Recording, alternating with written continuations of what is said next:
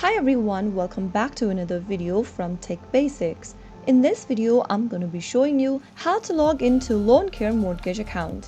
Whether you want to check your balance, make a payment, or review your account information, logging in will provide you with necessary tools. So in order to log into your Loancare mortgage account, the first thing to do is to open a preferred web browser. Now, go to the URL box and type in myloancare.com and press enter on your keyboard to end up in the official site. You will now end up in the main homepage for Loancare.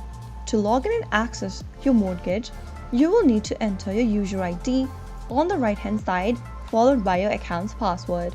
If you don't have an account yet, click on create one at the bottom and follow through the registration process. For existing account holders, type in your user ID in the user ID text field and type in your correct password on the next field. If you don't remember some of your credentials, you can get help by clicking on Need Help Signing In. After filling it in, click on Sign In and this will then sign you into your Loancare mortgage account in just a couple of minutes. So that is how it's easily done. If you found the video to be helpful, go ahead and give us a thumbs up. Don't forget to subscribe to our channel by hitting the subscribe button. Press on the notification bell so that you'll never miss another upcoming upload from us. I will be back again in the next video. Thank you for watching.